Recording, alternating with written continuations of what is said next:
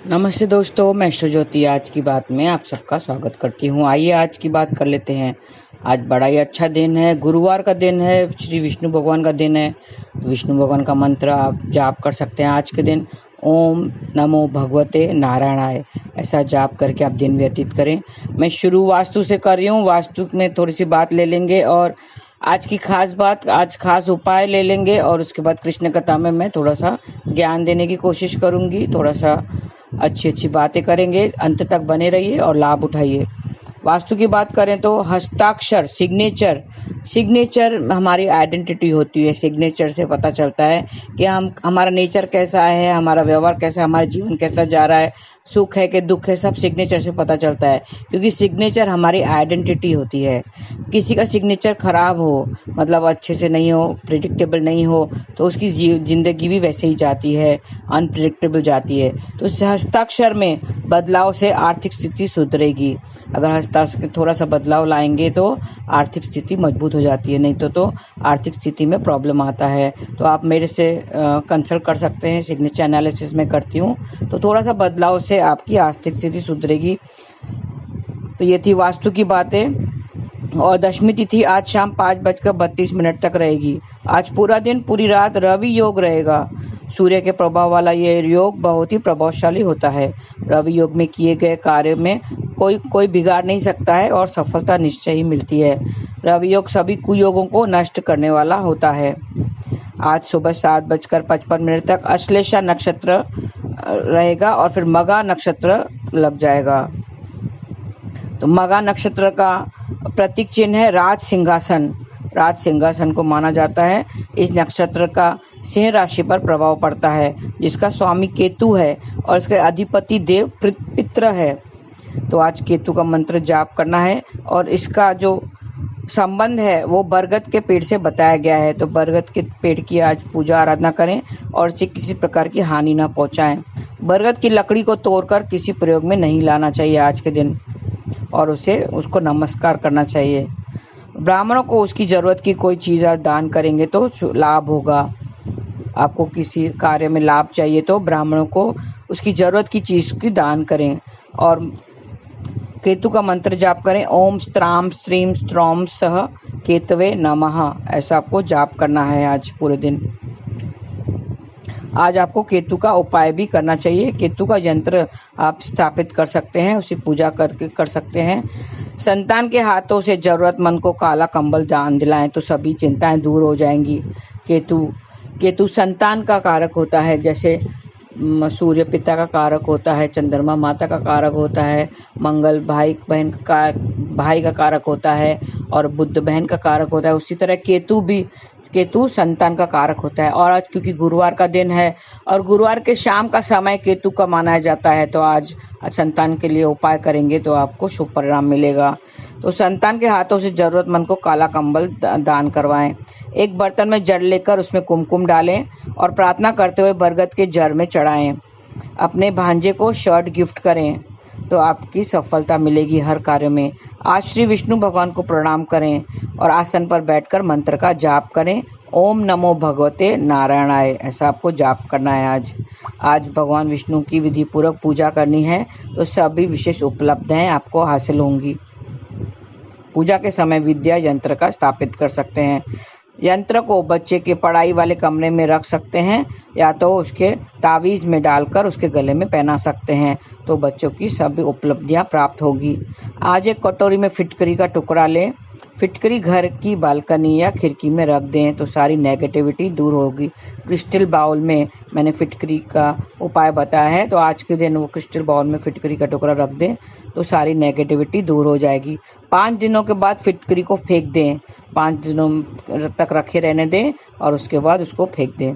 मंदिर में 1.25 किलो छिलके वाली मूंग की दाल दान करें तो आपका काम सब सफल हो जाएगा। 5 गोमती चक्र लेकर मंदिर में स्थापित करें। लाल रंग की पोटली में बांधकर संतान को दे दें।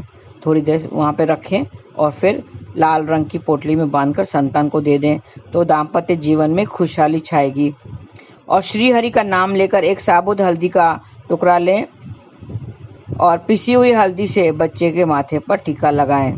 एक हल्दी का टुकड़ा को पीसकर पेस्ट बनाएं, पानी के मदद से पेस्ट बनाएं और पिसी हुई हल्दी से बच्चे के माथे पर टीका लगाएं तो उनकी तबीयत ठीक हो जाएगी।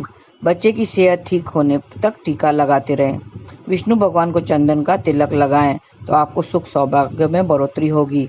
सुख सौभाग्य में बढ़ोतरी के लिए विष्णु भगवान को चंदन का तिलक करें। सिद्ध किया हुआ सौभाग्य विषा यंत्र भी आप ले सकते हैं, अपनी संतान को दे सकते हैं। आज जौ के आटे की रोटी बनाएं और रोटियां गाय के बछड़े को खिलाएं तो आपका स्वास्थ्य बेहतर होगा। ये छोटे से उपाय हैं आज विष्णु भगवान के निमित्त, क्योंकि गुरुवार है, में विष्णु जी का दिन है आज और केतु का नक्षत्र है और शाम के समय आप उपाय करेंगे, केतु का मंत्र वगैरह जाप करेंगे तो आपको शुभ परिणाम मिलेगा। तो ये थी आज की बात। और अब कृष्ण कथा में हम कुछ ज्ञान ले लेते हैं। सतयुग में कहते हैं, सतयुग में श्री नारायण थे, त्रेता युग में राम थे, द्वापर युग में कृष्ण और कलयुग में कौन है? कलयुग में है नाम। उनका नाम जितना भी जपते हैं उतना हमारा कल्याण होगा। शुरू में मन नहीं लगेगा लेकिन धीरे धीरे उसमें रुचि आने लगती है। जब घर में नई दुल्हन आती है तो पहली बार अगर दाल बनाती है वो, तो उसमें उतनी टेस्ट नहीं होती है, वो साधारण सी लगती है। मगर धीरे धीरे वो जब रोज वो दाल बनाती है और बनाने उसको आ जाती है तो दाल में टेस्ट आने लगता है और उसमें बनाने में भी रुचि आने लगती है, फिर वो टेस्टी लगती है। वो दाल जो साधारण वाली दाल भी टेस्टी बन जाती है।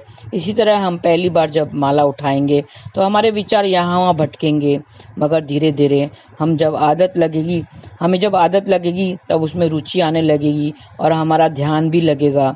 एक एक शब्द में, महामंत्र के एक एक शब्द में हमें ध्यान लगेगा और सारे विचार विकार जो हैं, सारे विचार मन से दूर हो जाएंगे और हम भगवान का स्मरण करने लगेंगे और भगवान को याद करने लगेंगे। हम भगवान से जुड़ जाएंगे। सत्संग के नाम जाप में इंसान को जीने की कला सिखाता है। नाम जाप हमें जीने की कला सिखाता है। जैसे अर्जुन का गाइड कौन था? अर्जुन का गाइड बना था श्री कृष्ण। और दुर्योधन का गाइड कौन बना था? शकुनी मामा। किसका भला हुआ आपको पता है? अर्जुन टूट चुका था, अर्जुन बिल्कुल टूट चुका था और लड़ने को तैयार नहीं था। महाभारत का युद्ध जब चालू हुआ था तब अर्जुन टूट चुका था, लेकिन उसके श्री कृष्ण ने उसको संभाल लिया और जीने की कला उसे सिखा दी। और शकुनी ने दुर्योधन को बर्बाद कर दिया। उसने जो उसको सिखाया उससे वो बर्बाद हो गया। जब कोई बीमार हो जाता है तो उसकी बीमारी उसे नहीं मारती है। जो बीमार होता है उसकी बीमारी उसे नहीं मारती है। उसे कौन मारता है? उसका विल पावर। जो विल पावर उसके अंदर जो खत्म हो जाता है वही उसको मार डालता है। विल पावर अगर खत्म हो जाए तो जीने की उम्मीद खत्म हो जाती है। हाँ, विल पावर ही हमें स्ट्रॉन्ग कराता है।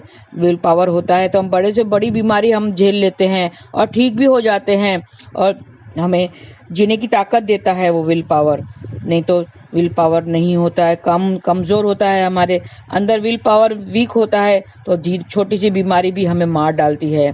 श्री कृष्ण ने 3 बातें हमें सिखाई है।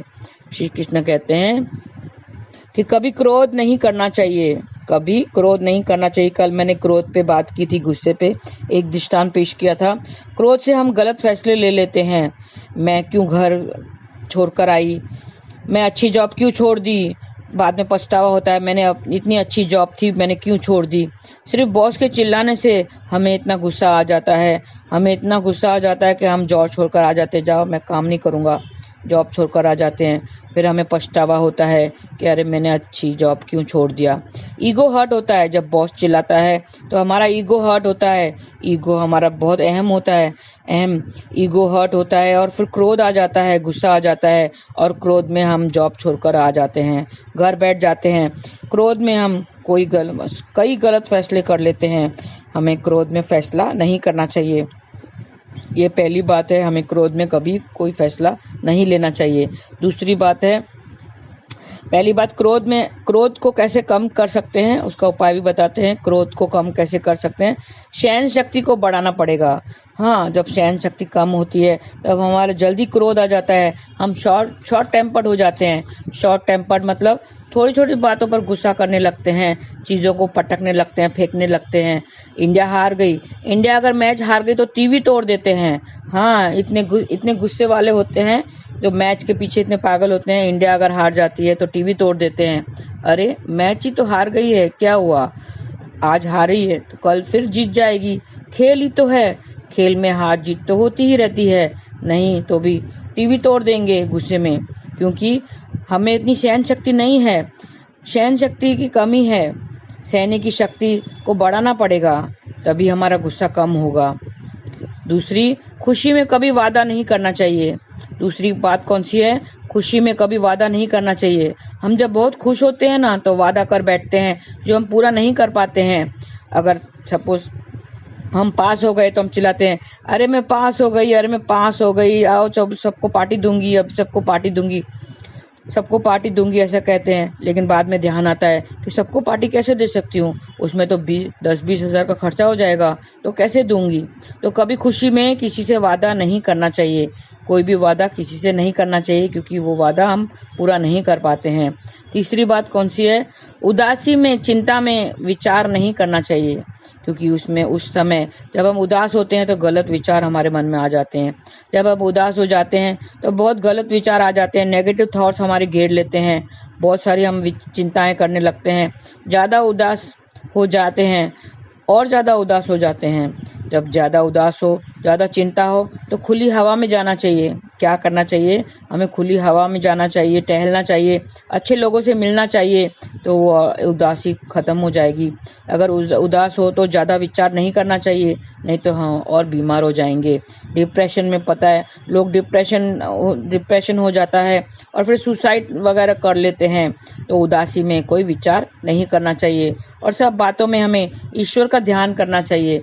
इन तीनों बातों में, तो 3 बातें कौन सी मैंने बताई कि क्रोध में कभी फैसला नहीं लेना चाहिए, दूसरा खुशी में कभी किसी से वादा नहीं करना चाहिए, और तीसरा उदास चिंता में कभी हमें विचार नहीं करना चाहिए, क्योंकि उस टाइम पे गलत विचार बहुत सारे आ जाते हैं। तो इन तीनों बातों को निपटाने के लिए एक ही बात है कि हमें ईश्वर का ध्यान करना चाहिए, नाम जाप करना चाहिए, नाम जाप करना शुरू कर लेना चाहिए। हरे कृष्णा कृष्ण कृष्ण हरे हरे, हरे राम राम राम हरे हरे। सुख में भी कहना चाहिए थैंक यू कृष्णा, दुख में भी कहना चाहिए थैंक यू कृष्णा। चाहे सुख हो या दुख हो, दोनों में हमें थैंक यू कृष्णा कहना चाहिए, क्योंकि कोई दुख से परे नहीं है। तो कहते हैं, कोई तन दुखी कोई मन दुखी, कोई धन बिन रहे उदास। कोई तन दुखी कोई मन दुखी, कोई धन बिन रहे उदास। थोड़ा थोड़ा सब कोई दुखी, सुखी हरि को दास। कहते हैं कि दुख सबको लगा है, दुख तो सबके साथ ही रहता है। दुख तो हमारे जैसे धूप और छाव होता है, दुख और सुख वैसे लगे रहते हैं। दुखी तो सारा संसार है, नानक दुखिया सब संसार। दुखी सबको ही है, चाहे वो भक्त प्रहलाद हो या माता मीरा, उनके जीवन में भी दुख तो था ही, लेकिन उन्होंने क्या किया? उन्होंने कभी दुख की चिंता नहीं की और हर वक्त ईश्वर को याद किया, ईश्वर का स्मरण किया और नाम जाप करते करते, ईश्वर का नाम लेते लेते उन्होंने अपने जीवन को पार किया। तो हमें भी इसी तरह दुख की चिंता नहीं करनी चाहिए और ये 3 बातों का ध्यान रखना चाहिए और हमेशा नाम जाप करना चाहिए। हरे कृष्ण कृष्ण कृष्ण हरे हरे, हरे राम राम राम हरे हरे। ऐसा करेंगे तो हमारे भी नैया इस भवसागर से पार हो जाएगी। आज के लिए बस इतना ही। आपका दिन शुभ रहे। हरे कृष्ण।